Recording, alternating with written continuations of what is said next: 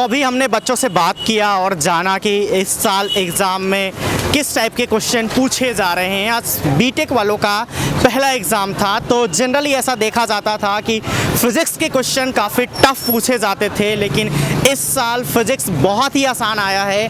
ऐसे सवाल भी पूछे गए हैं जिसे आप सिंपली देखकर टिक कर सकते हैं, आपको सॉल्व करने की भी ज़रूरत नहीं पड़ रही है। मैथमेटिक्स भी एवरेज था, केमिस्ट्री को थोड़ा सा टफ बताया जा रहा है, लेकिन जहाँ तक मुझे लगता है कुछ आसान सवाल भी पूछे गए हैं। जैसे कि पीरियोडिक टेबल में एक सवाल आया था, simple ionization energy period number 2 या 3, पीरियड नंबर 3 के जितने भी एलिमेंट थे सभी को आयोनाइजेशन एनर्जी के ऑर्डर में अरेंज करना था। तो ये भी काफ़ी आसान सवाल है, और जिन्होंने मेरा वीडियो देखा होगा तो मैंने 10 क्वेश्चन प्रेडिक्ट किया था, उसमें से वन ऑफ द क्वेश्चन ये एग्ज़ाम में आया है। तो आप लोग करियर कैप्सूल को इसी तरह से देखते रहिए, आपको एग्ज़ाम में ज़रूर फ़ायदा मिलेगा। और इसी के साथ मैं आपको कुछ और भी सजेशन देना चाहता हूँ कि अभी आपका जेईई मेन का एग्ज़ाम चल रहा है, जब आपका एग्ज़ाम ख़त्म हो जाता है या एग्ज़ाम के टाइम में भी आप जेईई मेन के साथ साथ बाकी एग्ज़ाम भी दें, जैसे कॉमेड के का एग्ज़ाम आप दें, WBJEE का एग्ज़ाम दें, UPS देहरादून भी एक अच्छा कॉलेज है, उसका भी एग्ज़ाम होता है। डिस्क्रिप्शन में मैंने लिंक प्रोवाइड कर रखा है, वहाँ से आप अप्लाई कर सकते हैं।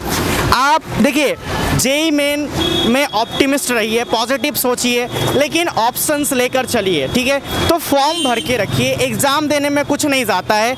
अगर आने वाले 3-4 महीने बाद, यानी कि जब आप मई के बाद आपका जेईई मेन का फाइनल रिजल्ट आएगा, तो आपके पास जितने ज़्यादा ऑप्शंस रहेंगे आपके लिए उतना अच्छा होगा एक सही कॉलेज सेलेक्ट करना, ठीक है। तो I have provided the link in the description of the video, और आप वहां से क्लिक करके पूरी जानकारी ले सकते हैं। और इस चैनल को ज़रूर सब्सक्राइब करें, क्योंकि आगे आने वाले जितने भी एग्ज़ाम होंगे हर एग्ज़ाम का पूरा कवरेज, पूरा फीडबैक एनालिसिस आपको इस चैनल पर मिलेगा।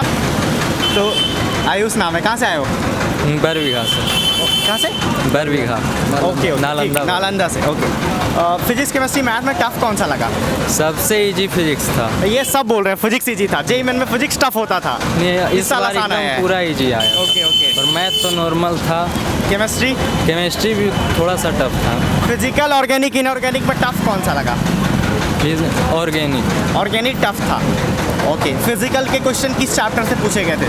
फिजिकल के चैप्टर मतलब मेल्टिंग पॉइंट, बॉइलिंग पॉइंट पर भी क्वेश्चंस थे। ओके। 1-2, और फिर काइनेटिक्स मतलब केमिकल काइनेटिक्स सवाल था।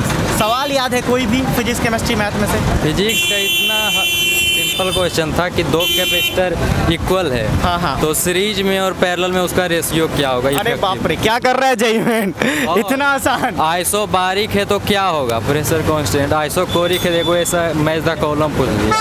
एडियाबेटिक है तो हीट कांस्टेंट होगा।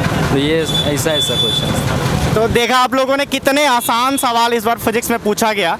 और एक और बच्चा बता रहा था कि फिजिक्स बहुत आसान पूछा गया, थर्मोडायनामिक्स का भी क्वेश्चन आसान पूछा गया। और जैसा कि आप बता रहे हैं कि सिंपल 2 कैपेसिटर दिया गया, उसका सीरीज और पैरेलल का रेशियो पूछ रहा है, रिजल्टेंट का, हाँ इफेक्टिव का। तो बहुत ही आसान सवाल यानी फिजिक्स से पूछा गया।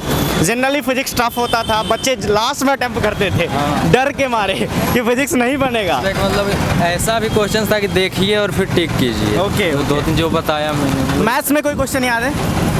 मैथ्स में एक तो रीजनिंग पे आता ही आता है। Okay, mathematical reasoning. और फिर सर्कल पे था, शायद 2 क्वेश्चन था। सर्कल का भी था। ओके, वेक्टर पे 2-3 क्वेश्चन था। वेक्टर 3D से भी क्वेश्चन, 3D से भी था। हाँ, दोनों मतलब मिला के आसान था, हो गया आसान। हाँ, एकदम आसान था। मतलब डिस्टेंस बिटवीन 2 प्लेन दे दिया, एक लाइन दे दिया। ओके, डिस्टेंस बिटवीन पॉइंट्स, उस तरह से क्वेश्चन। ओके। तो वेक्टर 3D जैसा हमेशा आसान होता था, इस बार भी आसान आया। डिस्टेंस बिटवीन 2 प्लेन पूछा गया। ओके। और कुछ बताना चाहोगे कोई भी क्वेश्चन अगर आपको याद हो, ताकि दूसरे बच्चों को फ़ायदा मिल सके? क्वेश्चन वैसा मतलब उतना टफ नहीं था। फिजिक्स तो खैर बहुत ही आसान था, जैसा सब नॉर्मल भी, मतलब ज़्यादा अंदर डीप पढ़ने की ज़रूरत नहीं, ऊपर से ही पढ़ लेगा तो फिर अच्छे से कर सकते। मतलब हम लोग नेक्स्ट शिफ्ट वाले बच्चों को जिनका एग्जाम कल है, ये ज़रूर सजेस्ट कर सकते हैं कि सारे चैप्टर के एटलीस्ट फार्मूला और कॉन्सेप्ट देख के जाएं, ऊपर से भी देख के जाएं। तो कुछ सेमीकंडक्टर का सवाल था? सेमीकंडक्टर का शायद नहीं। ओके अच्छा, कुछ लोग ऐसा पहले से गेस कर रहे थे कि इस बार जैसे बोर्ड का सिलेबस रिडक्शन हुआ है तो जेई मेन भी उस पर ध्यान देगा, तो ऐसा कुछ तुम्हें लगा कि कोई सेक्शन को कट कर दिया गया, वहाँ से सवाल पूछा ही नहीं गया है? कट तो नहीं किया, लेकिन मॉडर्न फिजिक्स से बहुत एक आध शायद था कि एक आध क्वेश्चन था। मॉडर्न से कम सवाल पूछा हाँ, गया, बहुत। जनरली मॉडर्न से 3-4 तीन सवाल चार आता सवाल था। आते हैं। ओके, 1-2 सवाल ही पूछा गया, बाकी सबका इक्वल वेटेज था लगभग। बाकी सबका था। मतलब बताइए, मतलब रोटेशनल में क्वेश्चन था, मतलब I1 डिस्क का Okay. सेंटर से सर्कल से कौन बड़ा है, I1 बड़ा, मतलब इस टाइप से क्वेश्चन। ओके, मतलब कैलकुलेट निकालना भी नहीं था, बस आप निकालना भी। लॉजिक लगा के आंसर कर सकते थे। लग रहा है तुम्हारा फिजिक्स बहुत अच्छा है, फिजिक्स के क्वेश्चन काफ़ी अच्छे से बता रहे हो। नहीं, मेरा मैथ अच्छा है। मैथ अच्छा है, ओके। और मैथ में प्रोबेबिलिटी का सवाल था? हाँ, प्रोबेबिलिटी का दो शायद एक था, मतलब वो मैंने सॉल्व नहीं किया। याद है सवाल? अब सॉल्व भी नहीं किया तो याद कैसे होगा? टीएनसी? PNC का एक क्वेश्चन था। Okay okay. और पिछले साल जो एग्ज़ाम हुआ था उसमें सीक्वेंस सीरीज खूब पूछा गया था, हर एग्ज़ाम में 2-3 सवाल पूछा जा रहा था। एक क्वेश्चन था tan इनवर्स करके, नहीं रहता 1/1 + r स्क्वायर करके समेशन किया जाता है। Okay, okay. उस टाइप का एक उस टाइप का एक सवाल था, मतलब सीक्वेंस सीरीज एक ही था, ज़्यादा नहीं था। ओके, ट्रिगोनोमेट्री का क्या वेटेज था? दोनों मिला के, ITF मिला के?